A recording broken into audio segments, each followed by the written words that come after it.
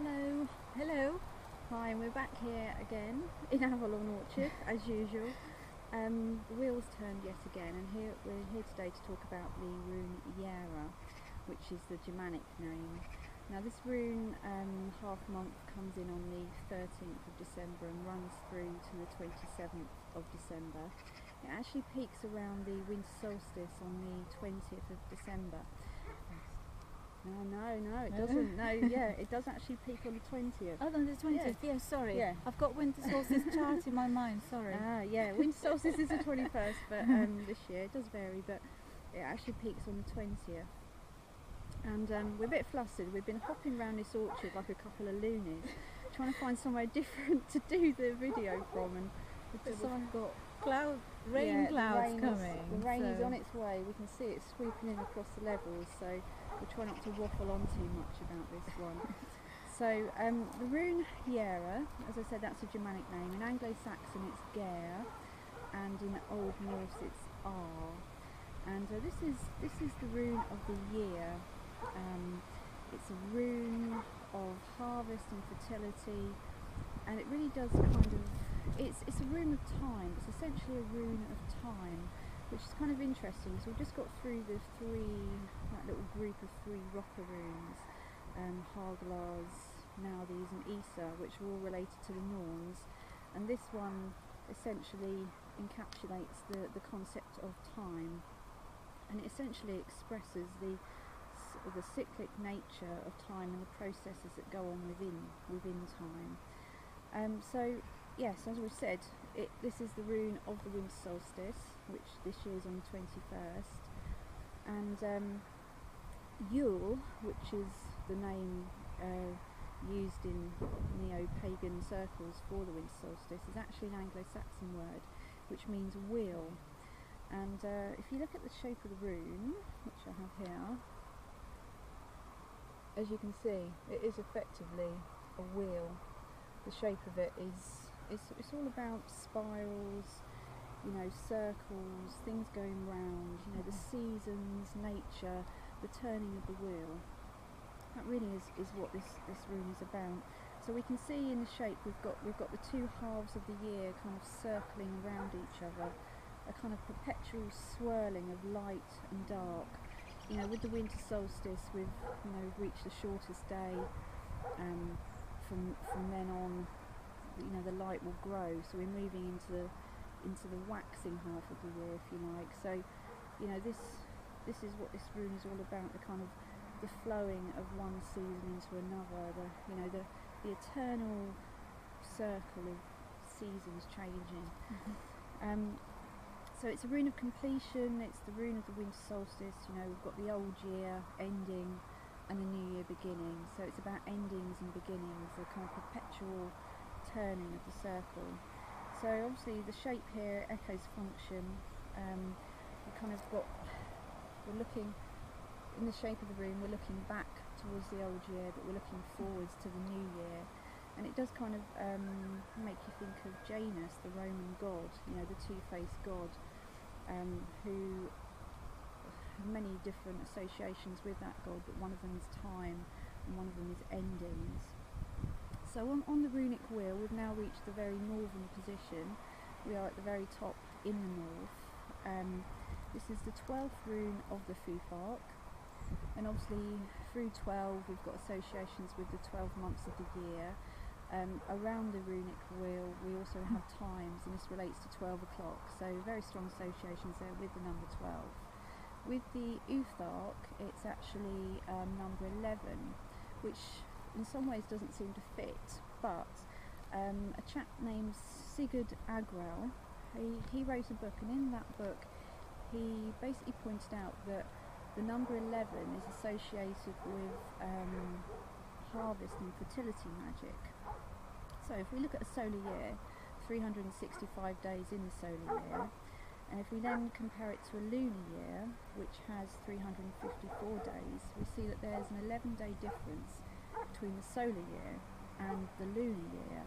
So that, if you think our ancestors measured time by looking at the sun and the moon, that number 11 kind of took on a mystical influence there. Mm-hmm. And it was believed that this number 11 had these 11-day difference had a kind of a mystical influence on the growth of the year. So that's kind of interesting.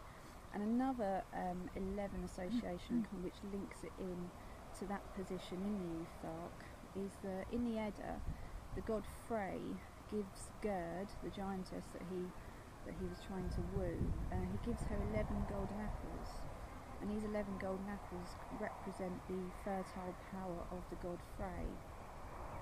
So if we're going to look at god and goddess associations, this rune is associated with the twins, the Vanir twins, Frey and Freya, and you can see, looking again at the shape is very significant, and it basically mirrors the marriage between the earth and the cosmos, this sacred marriage.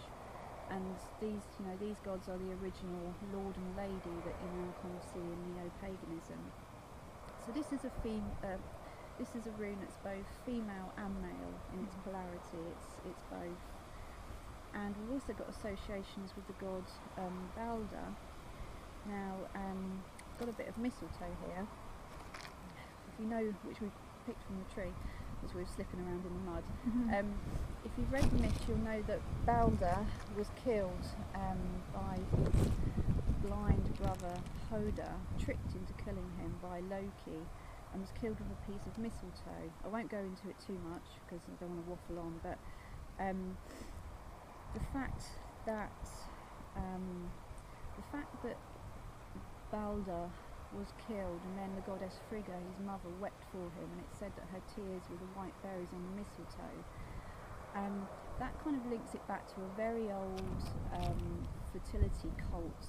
I'm talking like way back, where the god would be sacrificed and the goddess would weep for him. And again, that ties it in with the god Frey and the goddess Freya. The goddess Freya's tears are said to be amber, and the god Frey, there's various different sort of sacrificial rites associated with that god. So it's all kind of tied in, which very much links it in with nature and the natural cycles.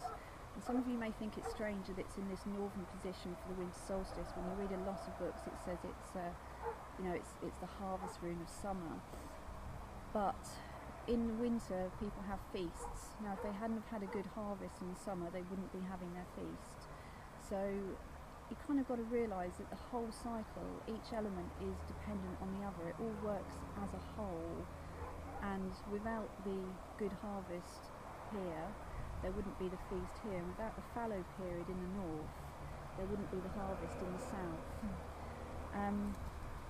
So its opposite on the wheel is Dargars, which represents the summer solstice, and that very much looks at the division of time within a day, whereas Jera looks at the division of time within a year. Now this rune is associated with Midgard. Now in northern spirituality, the concept of body and soul isn't kind of black and white, and in northern spirituality man is basically consists of 9 spirit forms. So there isn't that kind of simplified division between body and soul that you see in some other religions. And Jera relates to the lick, which is the physical body. So we have other things like Ond, which is like spirit or breath, Huga, which is thought and consciousness, and lick is the physical body. So we can see this is a very earthy rune, very much linked with the turning of the wheel and the cyclical forms that we see within nature. So this is considered a neutral rune, because effectively what you sow is what you reap. This rune talks about longer term projects, looking at the bigger picture, putting in diligent hard work and receiving the rewards for that hard work. So this is the eternal return, where the old is constantly replaced with the new. So this is about sowing and reaping cyclical forms. And also I feel it's about the connectedness between all of nature, how one element works with the other. So magical uses of this rune, it's very beneficial to create positive change. It works well in all matters involving time. Now this isn't going to massively come in and force things to change, but you can use it to very gently kind of bend the web to help you achieve a goal that's hard work and is difficult to attain. Dargar's kind of has the energy of a nuclear explosion, you know, it will force things. This will very gently bend the web to help you to do that difficult task. So yes, that is Jera. Interesting. I'm going to give you an overview of what's going on astrologically, but mainly I wanted to concentrate on the winter solstice because that's kind of one of the main events in the year, not only for astrology but also for pagans and people that and Christians, because it's still being celebrated now, isn't it? So old habits die hard. Yeah. So it is celebrated, across the board. So it's really, really important. And I've got the chart with me. I don't know if we'll be able to see it very well, but there it is. You might spot the sun where it is there. So I'm going to be referring to the chart a few times. So I'm going to talk about the northern hemisphere because that's where Shæryn and I live, and that's the energy that we experience. But of course, for those of you who are in the southern hemisphere, it will be the summer solstice. But back to the winter solstice.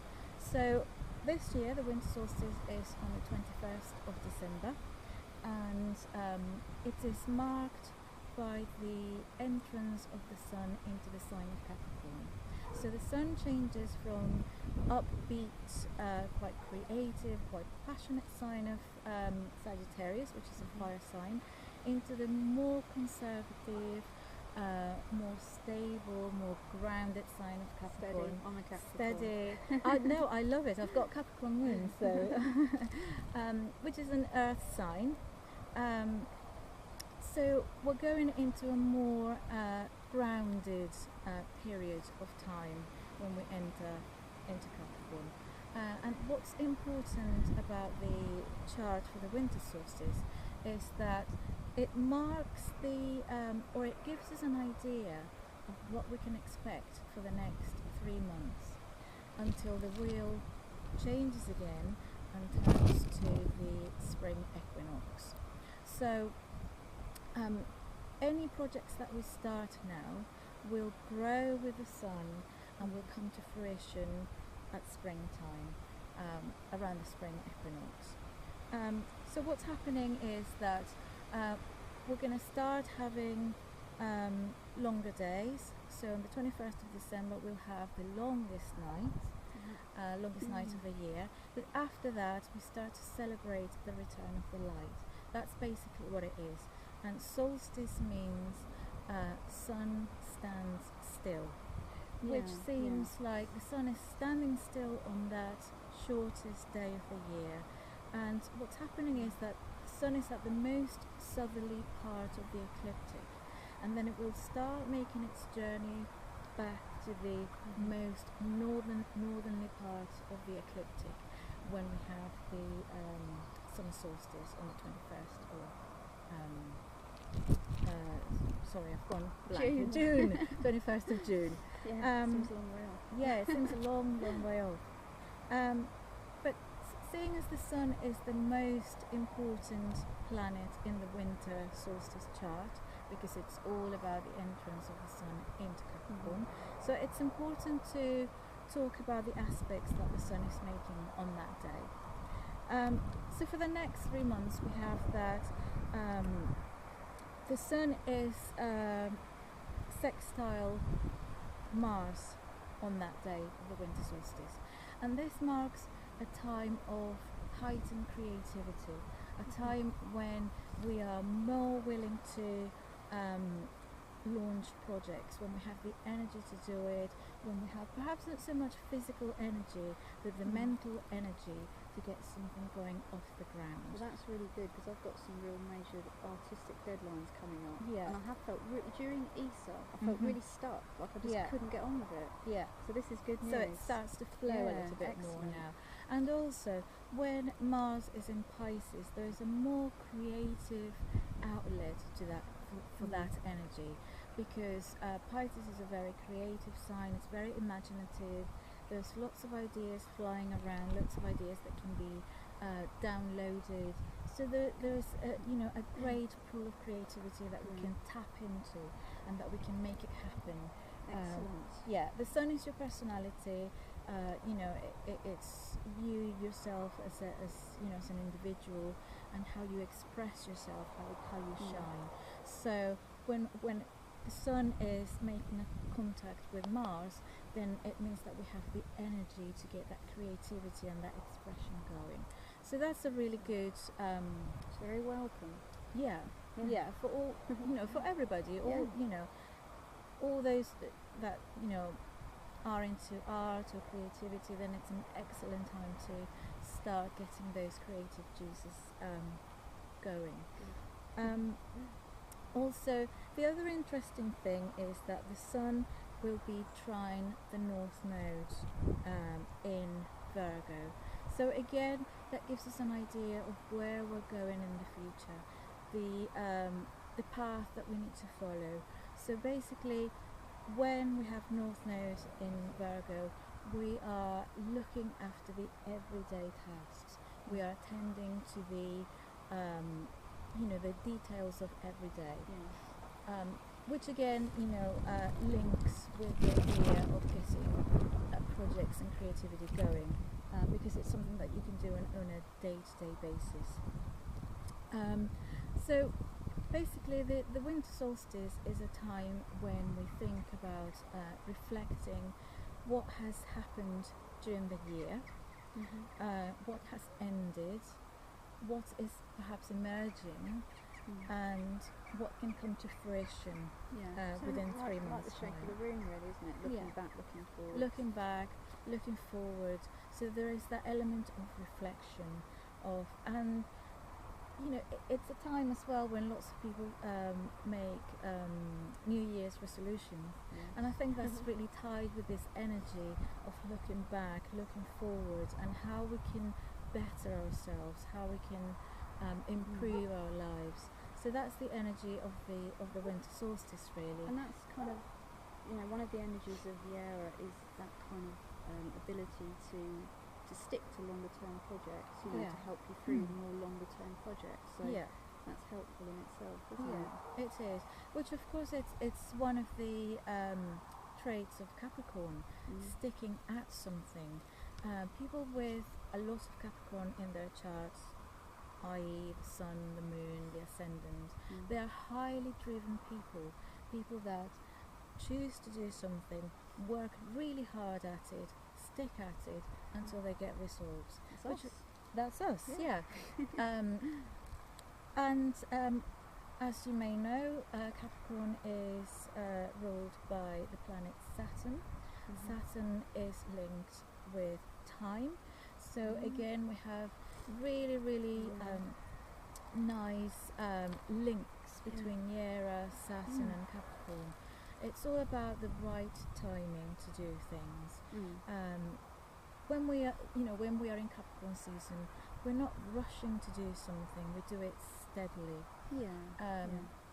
But as I said before, it's an earth sign, so it's grounded. It means that we stick at things, that we work harder at things, because we can see the goal. And everything will happen at the right time. Everything will happen at the right time, absolutely. So there isn't this impatience perhaps that we have around the spring equinox with Aries, that things need to get going.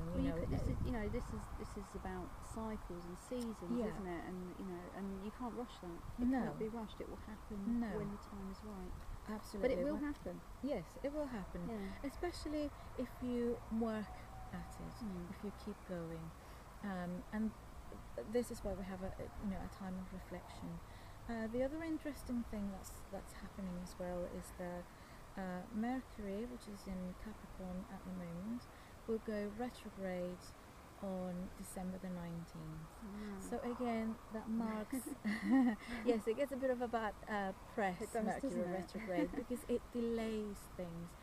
But the way I like to see it is that if we take a Mercury retrograde period as a time to reflect and slow down, and maybe to research, just look inward, rather than trying to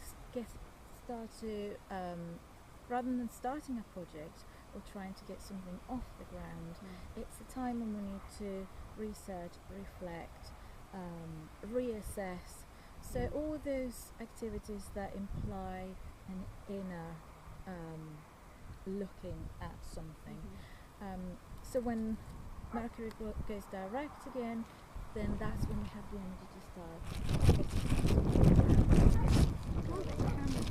Oh! There we go. Right, I think we better get on this Galdr because I think it's going to tip down in a minute. That's it. So that's the Winter Solstice for you. And just really quickly, we had a full moon yesterday, full moon in Gemini. Gemini is the twins in astrology, which also links to Frey and Freya, who are also twins. And I did also read that there is a Gemini association with Galdr. Right. So yeah, lots of lovely links between Jera and this time of the year. There certainly is. Right. Should we do this? Yes. Okay. And the good thing about having a vegan drum is it doesn't go screwy in the damp weather. So just another advantage. Right, here we go then.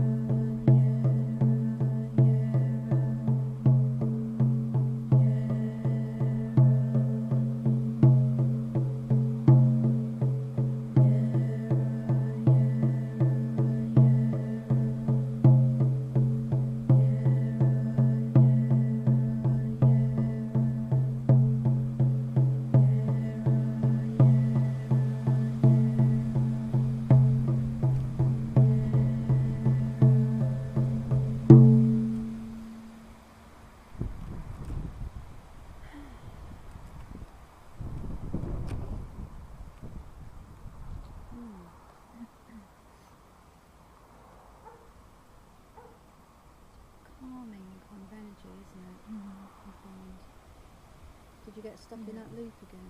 Yes, yeah. Yeah, we went up to the Tor a couple of nights ago. It was a wonderful night up there, isn't it? It was the night before the full moon, and it was cloudy, but it was still like loads of light coming off, and we were the only ones up there, which we always enjoy, don't we?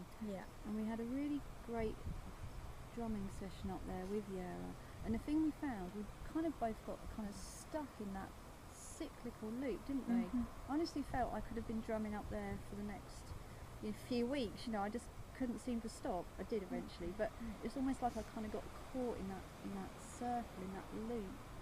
And we both had very similar experiences as well, didn't we? We did, yeah. I got a very strong impression of a stag.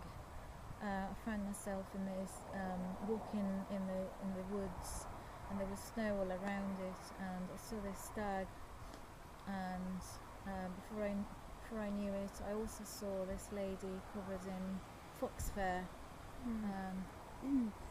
Yeah, and I also got the lady and the fox, and I felt it was the goddess Freya. I don't know if she has any associations with fox or what all of that was about, but we both got it, didn't we? Yeah, we usually all the time actually. Every time that we go up there and we chant, we get the same. We do. We pick up get the same same energies. don't we? Yeah. And really, you know, if you want to connect with the runes, there's nothing better than just going out and experiencing it for yourself. And you know, we're lucky we get to go on top of Glastonbury Tor every couple of weeks, but you know, just find somewhere out in nature and drum and chant the runes and connect with them. Cool. Anyway, we wish you a very joyous Winter Solstice, Yule, and many blessings for the new year. We will be back early in the new year, the next rune on the wheel. But I think we're going to finish now before we get rained on, because that looks like it's imminently upon us. Yes. Anyway. Yeah, many blessings of Winter Solstice, and I do hope that you get that time for reflection, and that you get all those projects off the ground and everything that comes to fruition for you. Okay. Yeah. Many blessings. Bye.